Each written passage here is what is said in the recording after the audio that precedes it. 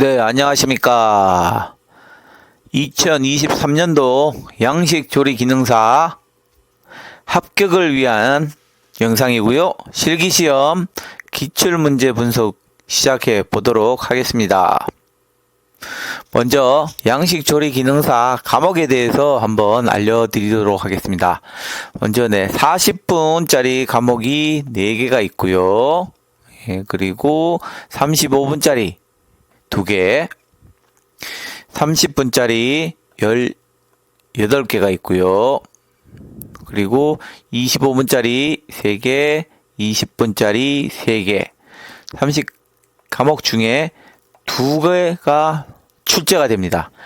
60분 내외로 해서 30 과목 중에 2개가 출제되겠습니다. 네, 양식 조리 기능사 분석입니다.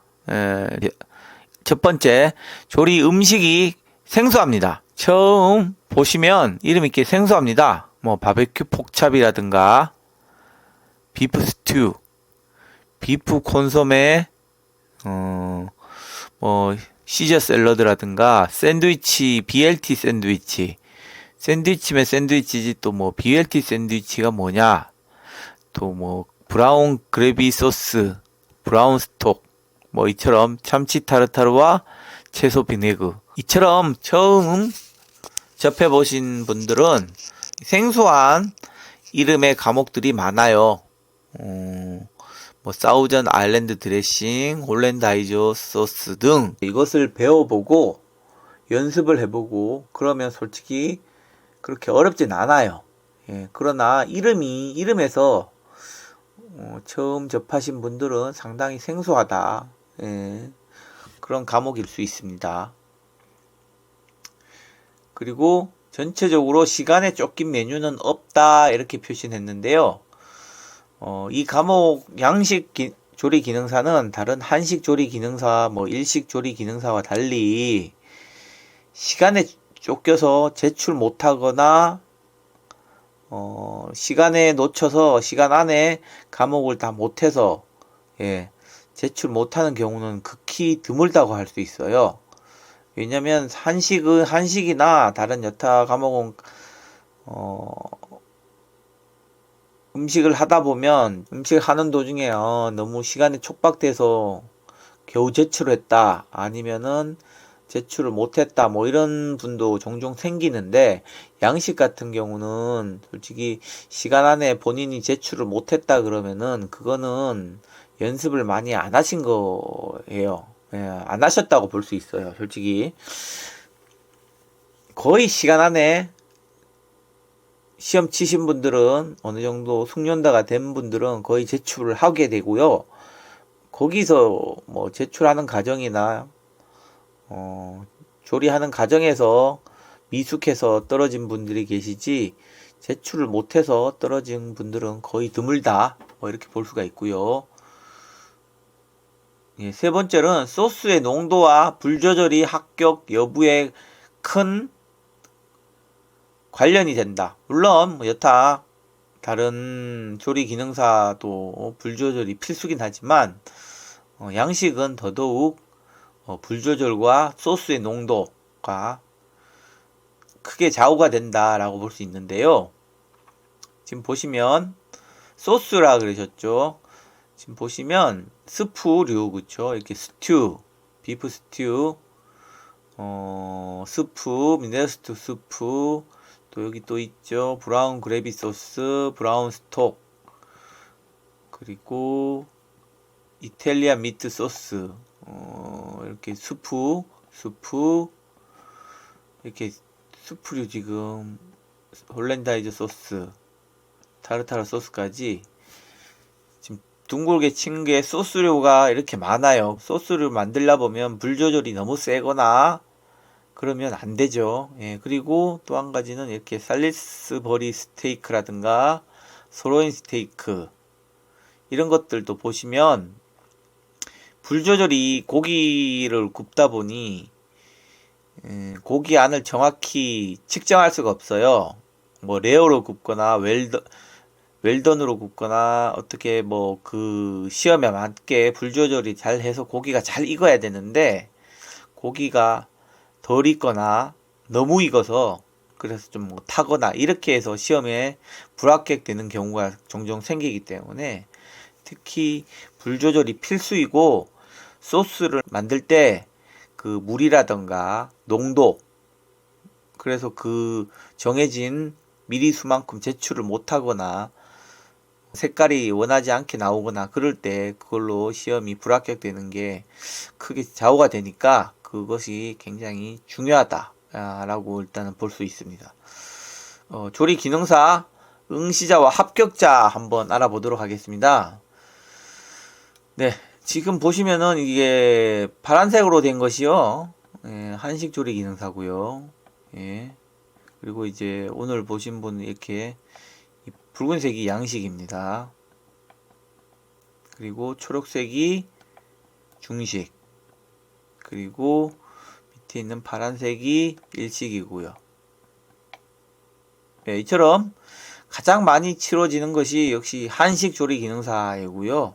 그 다음으로 한식 조리 기능사를 취득하신 분이나 그 다음으로 많이 도전해 보는 것이 바로 양식 조리 기능사예요.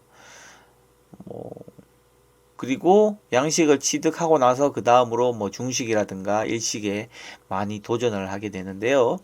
2021년도를 보시면 역시 한식이 제일 많죠. 그 다음에 양식, 뭐 절반 수준까지는 아니지만 절반보다 조금 적은 수준에 응시하게 되고요. 그리고 거기에 또 절반 정도가 중식, 거기에 또 절반 정도가 일식에 많이 도전을 하게 됩니다.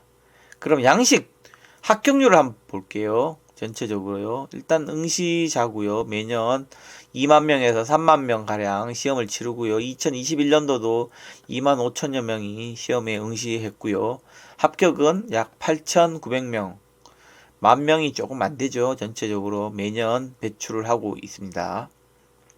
합격률입니다. 합격률은 꾸준히 역시 상승을 하고 있고요. 2021년도는 35%에 가깝게 많이 합격을 하고 있으니까 한식 다음으로 한번 내가 무엇을 도전해 볼까 한번 생각해 보시거나, 또는 처음 도전하신 분들은 한식에 바로 도전하기보다는 또 양식에도 처음에 바로 도전하시는 경우도 종종 있다. 예, 이렇게 설명드리고 싶네요. 예, 양식 실기시험 했습니다. 2021년도 같은 경우는 44회 시험을 치렀고요. 예, 2022년도 같은 경우는 42회, 뭐 2회가량 줄어들었지만 크게 뭐 많이 줄었거나 줄지 않은 그런 모습입니다. 예, 2021년도 출제 횟수 한번 보도록 하겠습니다.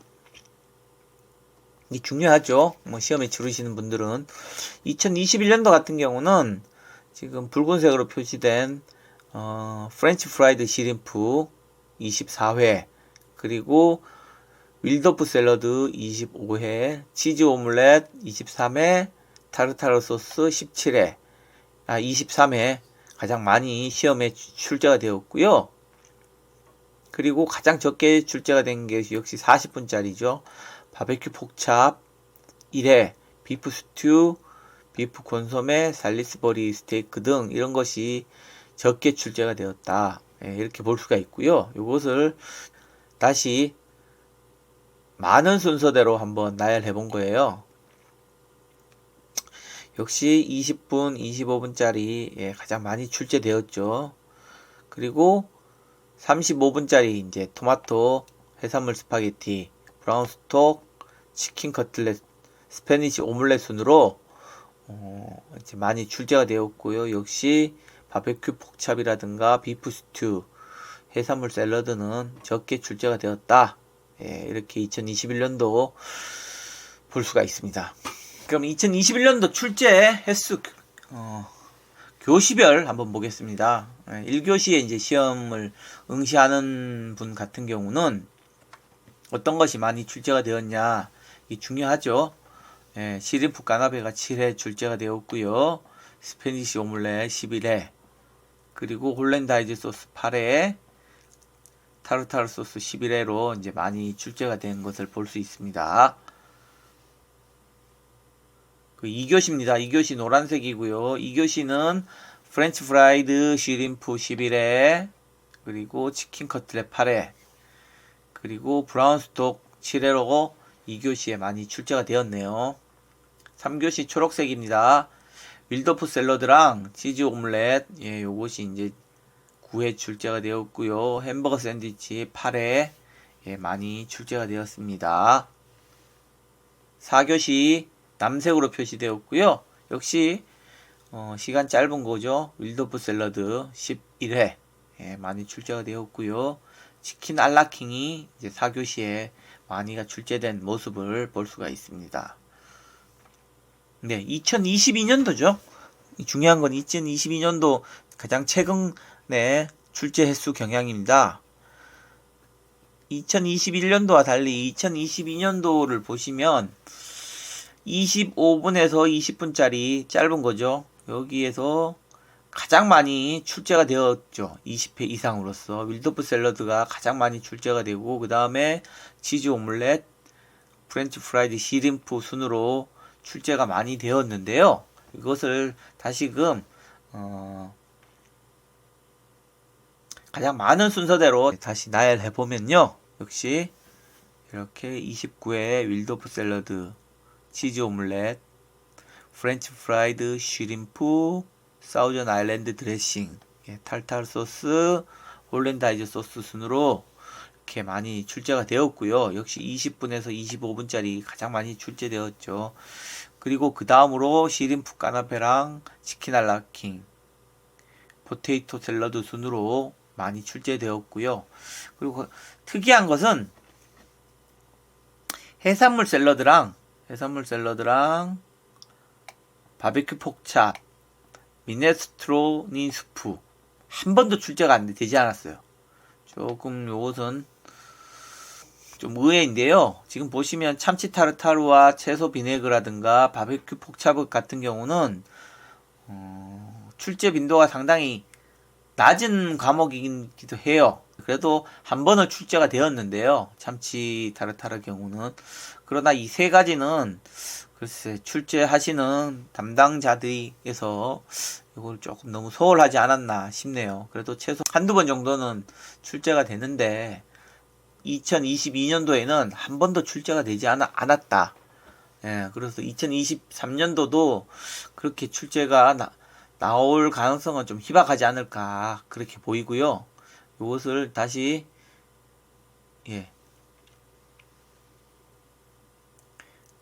교시별로 한번 나열해 보겠습니다.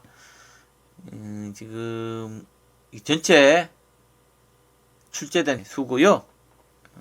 지금 붉은색이 1교시고요. 1교시에는 시리프 까나페, 그리고 홀랜다이저 소스, 타르타르 소스가 10회 출제가 되었고요. 그 다음에 윌더프 샐러드가 9회로 역시 많이 출제가 되었습니다. 예, 2교시 하늘색 표시고요. 2교시는 치즈 오믈렛이죠. 9회. 그리고 치킨 알라킹, 스페니시 오믈렛 2교시에 많이 출제된 것을 볼 수가 있고요. 3교시 녹색이고요. 녹색 역시 사우전 아일랜드 드레싱 10회. 그리고 윌더프 샐러드 역시 9회 역시 많이 출제되었고요. 30분대로 가보면 까르보나라 스파게티가 많이 3교시에 출제가 되었네요. 마지막 4교시 보겠습니다. 4교시는 의외로 25분에서 20분짜리가 그렇게 많이 출제가 되지 않았어요. 그나마 많이 된 것을 보면 프렌치 프라이드 시림프 정도가 조금 많이 출제되었죠. 예. 그리고 BLT 샌드위치, 그리고 시저 샐러드, 치킨 알라킹 순으로 4교시는 전체적으로 어떤 특정 과목에 치우치기보다는 조금 고르게 많이 출제가 되었다. 뭐 이렇게 볼 수가 있습니다. 그럼 2021년도와 2년도 출제 수를 같이 한번 비교해 보도록 하겠습니다. 2021년도 지금 자료고요. 지금 파란색으로 볼 수 있고요. 2022년도가 지금 주황색, 붉은색으로 숫자가 표시된 것을 기준으로 2021년도 것을 비교 한번 해보도록 하겠습니다. 지금 사우전드 아일랜드 드레싱이죠. 2021년도에는 조금 칠회로서 그렇게 많이 출제가 되지 않았는데 2022년도는 훨씬 많이 늘었죠. 왜냐하면 다른 이 짧은 과목 수와 거의 비슷하게 출제가 되었다는 것을 볼 수가 있고요. 그리고 또 다른 특징을 보자면 까르보나라 스파게티가 많이 증가했다. 예, 까르보나라 스파게티가 이제 2배가량 증가했다. 뭐 이렇게 보이고요.